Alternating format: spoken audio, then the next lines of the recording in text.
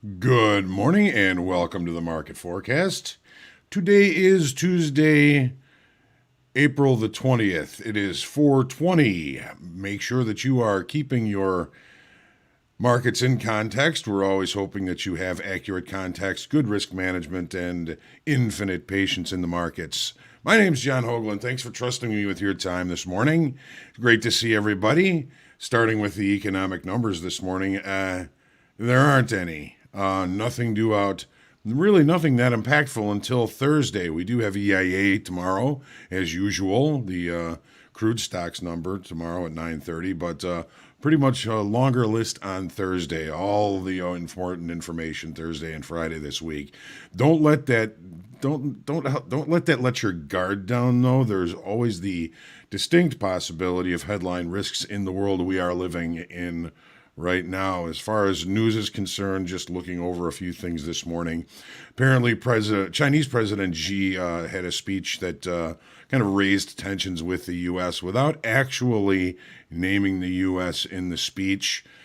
Philip Morris announced earnings this morning. They had great earnings, but their apparently stock is in trouble as the U.S. regulators are threatening to reduce nicotine in cigarettes and perhaps even ban menthol cigarettes altogether. So the Philip Morris company not getting any help from the government this morning. U.S. stocks, yes, they're going set to open lower for the second day in a row on some of those China tensions. And of course, there's always the COVID fears lurking. Netflix earnings is due out after the close today. As far as earnings already out this morning, Johnson & Johnson beating expectations as well as Philip Morris. And Lockheed Martin, kind of mixed numbers from Lockheed Martin. Crude largely range-bound as it awaits the API numbers this afternoon as well as the EIA numbers tomorrow. So make sure that you like, share, comment, question. We love feedback. Let us know what we can do better. Heckling is, of course, always welcome. And subscribe to our YouTube channel so you know when we go live. We do have the Coach's Playbook about 11:30 this afternoon. We're looking forward to seeing you there. As always, checking the VIX, the dollar index, and the 10-year yield here before getting started. VIX is up just a little bit at 18.52. Dollar index up slightly at 91.18, and the 10-year yield holding pretty much steady right around 1.6%. As always, I'd like to say good morning to everybody. Good morning, Brian D. First one in the room, you win the prize. Theo, good to see you. Felix, good to see you. My brother Rick, good to see you. My brother Colin, there's a name I haven't seen here before. Welcome, Colin. Glad to see you. Anything I can do to help, that makes me very happy. Rocker, haven't seen you in a while. Hopefully things are going well for you. Shady Trader, level 2. JD, the Dancing Bears in the house. Tactic, Caesar, George, Murph, good morning. Spring is here. What a great day. It is freezing here in Chicago. I think we had a little bit of frost on the grass this morning, hence my nice thick shirt here, just trying to stay warm. Vlad, Tim G, Alex, let's make some money. Always a good idea. Rob T, Bulldozer. Morning, all lurking in the shadows. All right. Dan D, good morning. Any insight on SNDL? I'm not quite sure what we're looking at there, Dan D, but I do appreciate the question. Jason, good to see you. Chef Marianes is here. Ed Nelson, great trading day for everyone. Yes, let's make sure it's a good one. Trading research. Good morning, John Ashton. Sharon Turner, good morning. Andres, James, Richie, Murph, sorry, Hogue 70s today here. Well, I know that that's coming. About this time of year, anytime temperatures get down around 32 degrees, I buy a few. You got to buy that on dips because we know we're going higher at some point. Hopefully you do have a really nice day. Good morning, Oleg. I'm going to pop in the link to join group coaching tomorrow afternoon at 1 p.m. Central. And looking forward to seeing any and all of you there. It's always a challenge. I learn more from all of you than I probably teach all of you. Sheila, first timer here. Hello. Welcome, Sheila. Glad that you're here. We are going to be kind of looking at context in the E-mini S&Ps, the Nasdaq, crude oil, gold, the euro, as well as the 10-year. And as always, make sure if there's something that you want to see, something that we can do better, let us know. We've had some kind of some comments lately that perhaps we should start this a little bit earlier, cover more markets, and go, probably till close to 8:30. That's something that we are considering doing. If that works for you, so make sure and let us know. I think that takes care of business this morning. So why don't we go ahead and start to jump into the charts here. We got my nice little notes here. Let's have a look. There we go, and off we go. I do believe that I have solid charts for us this morning. I don't know what I did yesterday. I must have done something to mess up the procedure where I kept losing the charts. So here's the daily. All right, Sheila, learning from the micros, love it. Don't lose as much, of course. Yeah, it's always a good idea to start small. A lot of folks try to get in and try and trade big right away, and it's a little bit more difficult. You got to learn to be profitable small and then add products. Nemo is saying earlier is better. All right, Nemo, we're gonna work on see what we can do about changing some of that in the coming days and weeks here.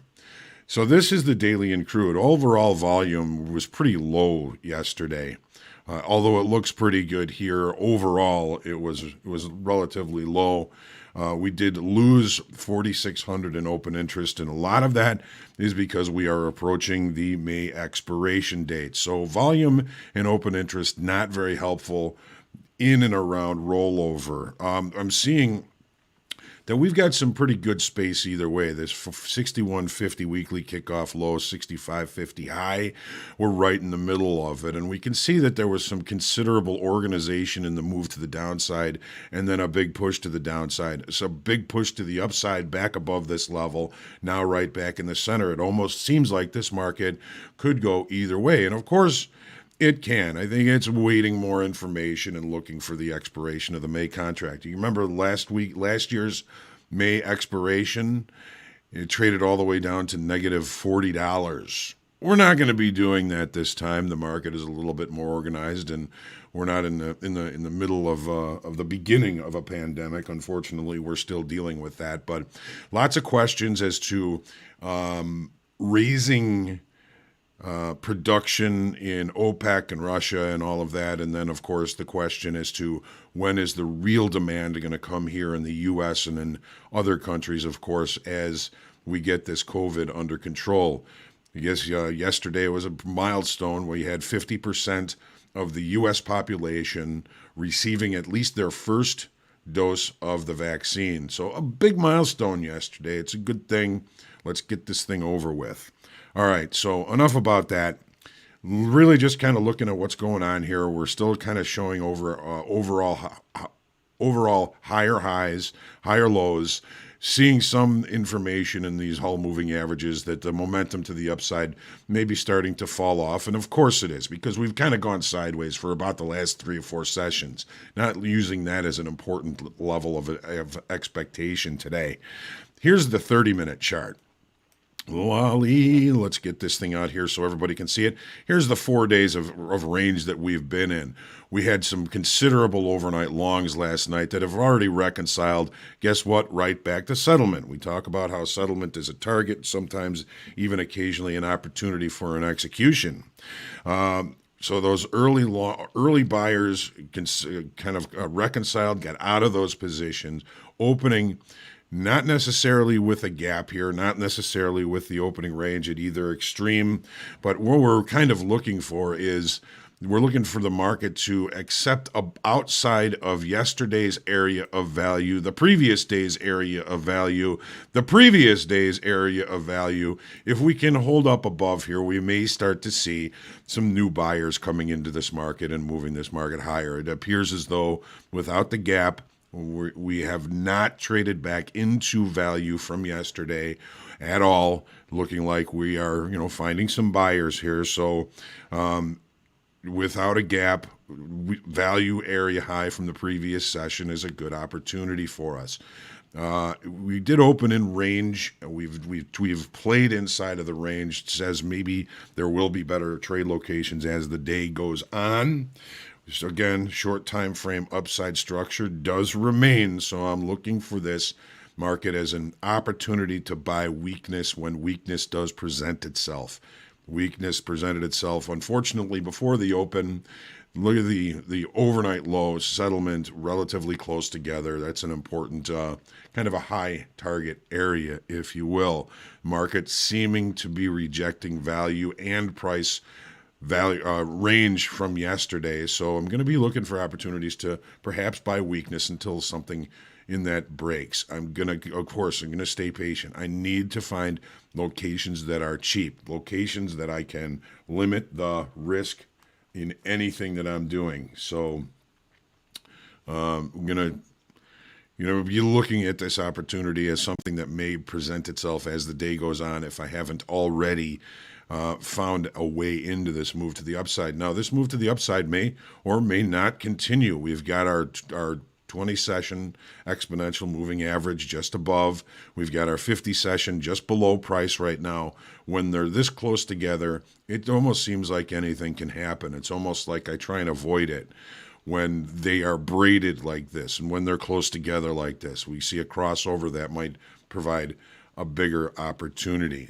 E-mini S&Ps.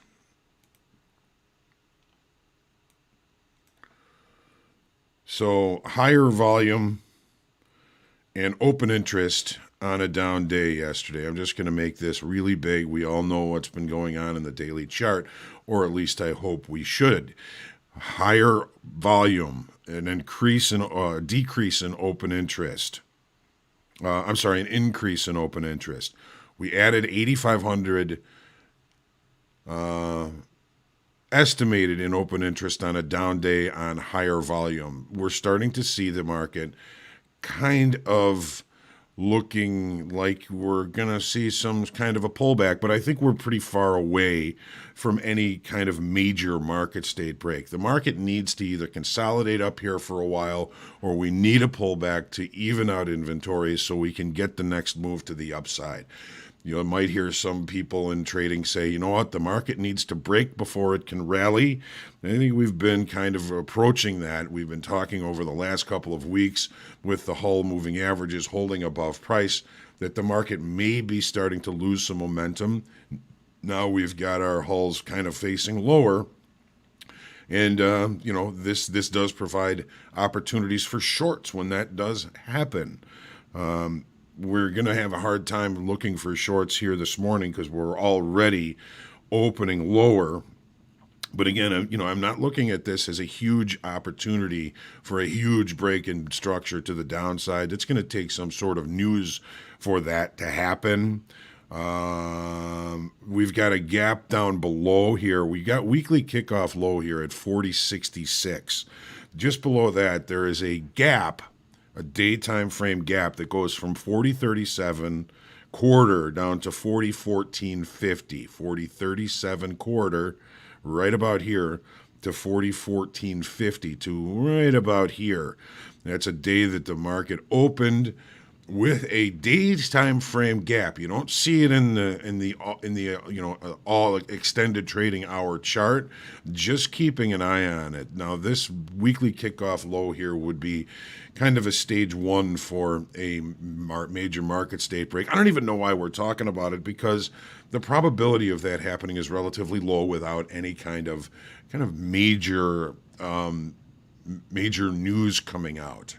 Something changing things financially or politically. So I'm not really expecting anything like that to happen. We don't have any important economic numbers due out today. So I'm just kind of looking for the market to kind of work its way lower a little bit. Let's take a look at the 30. I almost missed that. So we've got some overnight shorts. Settlement is all the way up here at 41.55.50. Put that on your charts.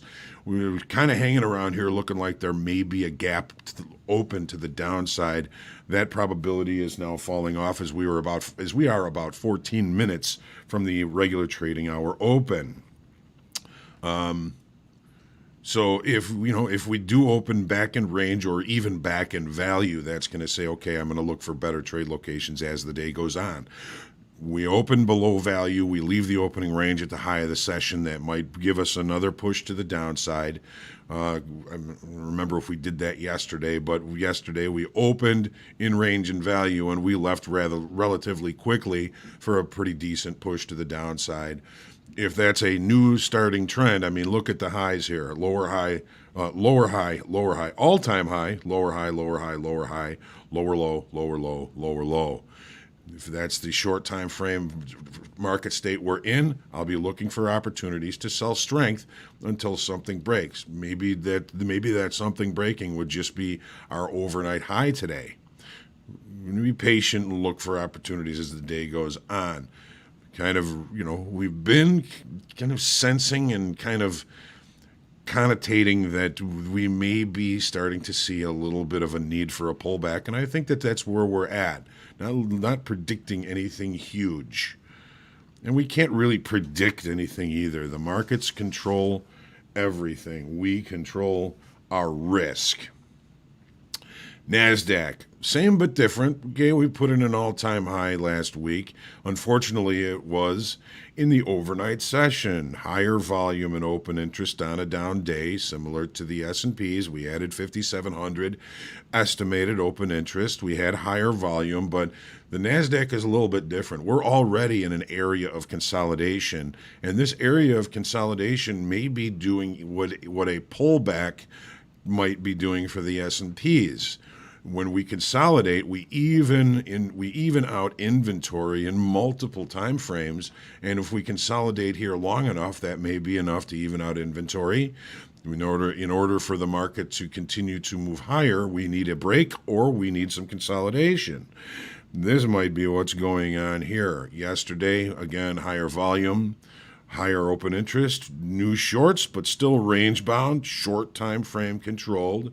I think our overnight low is going to be somewhat pivotal because we've got all of our candle bodies right here up against that. We've got yesterday's low against that. We've got our overnight low down against that. So here we go. Here's our push to the downside yesterday. Settlement here. Where is it? 13,897 quarter. 13,897 quarter. Put that on your charts. We're not going to be opening with a gap. We are going to be opening in range, relatively close to point of control from yesterday. If we were to open now, that point of control represents the fairest price of yesterday, the most popular price traded. Everybody wanted to trade there, and that's not necessarily where I want to trade. My focus is going to be on value high and overnight high, value low, range low from yesterday, and overnight low. I'm not really that interested in anything in the middle here. I'm looking for, as the market is basically range bound, we're going to be looking for short time frame levels to kind of support that range bound activity. So in the middle here, I'm really not that interested. Stay very patient in the Nasdaq this morning. Again, that can go right out the window with some sort of news event. It seems like the gold here is at a bit of a decision point. Now, we know we've got plenty of space above to our weekly kickoff high at 1807. We're getting a little bit of trouble continuing in that direction. We had an overlapping to higher range yesterday, but we closed lower, decent volume, but we lost open interest. Instead of adding more open interest in more buyers coming in, we had some buyers possibly taking some profits. So we've kind of fallen into a 3-day range here. Let me make this big so we can all see it again. So we've kind of fallen into a 3-day area of balance here. And now we're kind of showing that we have good space on both sides of this balance area. We had this nice push off this low here. This is going to represent space if we can't continue to move higher. If we do continue to move higher, we have all of this space all the way to weekly kickoff high. So there may be some bigger opportunities, but with the drop in open interest yesterday, I think there's a little bit more of consolidation that needs to be done here. Really looking for anything huge here in gold. Central and weekly kickoff range. Short time frame control in this area of balance, I'm going to go with yes. Take a look now at the 30-minute chart. Now, sometimes these markets like to make a liar out of me. Our opening range, the high of the opening range was 1774.10. This was the high of the regular trading hour session. It's been pushing lower and one-time framing lower ever since. It opened in range and in value, and most of the time I'm going to be thinking, all right, I'm going to be looking for better trade locations as the day goes on. It's going to take the rest of the day to decide if this opening range was indeed the best trade location for the session, or if we're going to put in a bottom and we're going to turn around and kind of look for the other extreme of the area of balance that we're in. Point of control from 2 days ago would be a logical area. It's the most popular trade. It's the most popular level according to volume, and it has not yet been revisited in extended trade in regular trading hour, session trading. If we can't hold the low and we look to the downside, well, we've already checked this point of control here yesterday. That might bring us into the space back down to weekly kickoff low. So just kind of keeping a downside hint or hue in gold because of the opening range is the high of the session. But again, it opened in the value area. It opened in value from yesterday. So this is going to kind of keep me a little bit on my heels as far as looking for longs until I can find some sort of structure. Maybe in these whole moving averages as the day goes on, we may find a little bit of support in that. So now we go looking at the euro, and the euro has been a very interesting market lately. Yesterday we had I had a very tight weekly kickoff range on this because I really felt as though this area here was going to really remain important. Okay, this low here, these highs. What was support becomes resistance, was resistant, now maybe becomes support from the other side. So good volume on the move to the upside. We added 9,400 in open interest. There's still money willing to come into this market. Our overnight high today took us right back to an important inflection level from the past here. I think it was 2090. We got up to 2093 and a half ticks. So really, 3.5 full ticks through that before finding some resistance. And I'm going to be looking for opportunities at that level here in the near future if given the opportunity. Above that, there's lots of space again to kind of absorb up there. More space.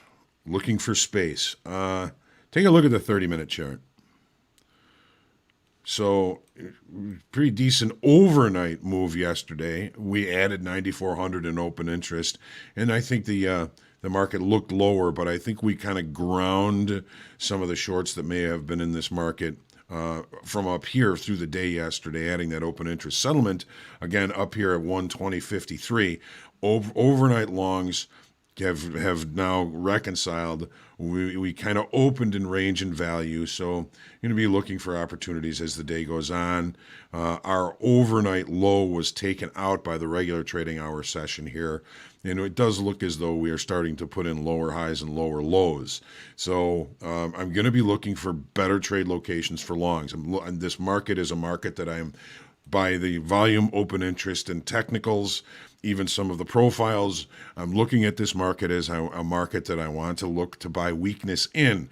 Where that weakness is, well, we got value low from yesterday. We kind of traded down to low of the range from yesterday. This might be interesting, but really the interesting spot for me is going to be 1945. this is not necessarily even there. I'm going to take this off. So I'm going to be looking for, we've got a gap that we could fill. I think the value low from yesterday is a pretty good test of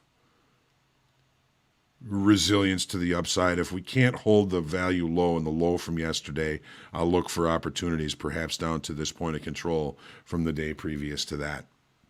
Let's see, that was Friday, Monday, today's Tuesday. Yep, that was Friday. So Friday's point of control and settlement level might also be an interesting area. Again, there can be money to be made in contrary moves. Just make sure that you treat them as you really need reasonable and probable profit targets in those types of situations. Let's take a minute here and take a look at the 10-year and get down to business. All right, so the 10-year volume continues to drop as we kind of hang below this weekly kickoff high. We had a boost in open interest again yesterday, adding 24,000. That's the second boost in a row, indicating there's some potential energy being built in this area. But again, we're really kind of range bound, short time frame controlled. Weekly kickoff high has been resistant. Just kind of watching this 20-session moving average, 20-session exponential moving average as a potential opportunity for us today. Taking a look at the 30. No real overnight inventory. The market opened, drove right back to center, right back to point of control, right back to the settlement price. This market, it would be off my radar, at least for now, because there's no real change in value. There's nothing that's really expected. I'm going to be watching for a potential breakout above that weekly kickoff high, but we've got some space to go before that. I'm going to really try and keep my focus on markets that are kind of providing a little bit more clarity or a little bit more potential as far as moves are concerned. Not that interested in what's going on in that 10-year. So, all right. Sheila, good to see you. The Learning Micros, Nemo, level 2, back in lockdown for 3 weeks. Oh, back to Zoom. That's sorry about that, level 2. Dan, anything on the earnings calendar that interests you? Tesla? Well, that's always going to be of interest. As far as just kind of going day to day, we're looking, what did I say we're looking for today? I didn't really see that much in the after the close. Oh, Netflix is the one we'll be focusing on after the close today, of course. All right. Always moves. Could pop to new highs. NQ high prop. It retests. High probability. It retests all-time high. Could Netflix take it there? It most certainly could. It most certainly could. And that Nasdaq all-time high did occur in the overnight session, and the regular trading hour session gets an attitude and tends not to like that. So it's probably a pretty good probability that at some point in the near future we are going to retest that all-time high in the Nasdaq in the regular trading hour session. When nobody knows. So all right, we've got 15 seconds. Take your deep breath. Try not to push doing that. Get out there and profit. Trade well. We'll see you for the Coach's Playbook today. See you at group coaching tomorrow. I'll be back tomorrow morning for the market forecast. Get out there and profit. Trade well.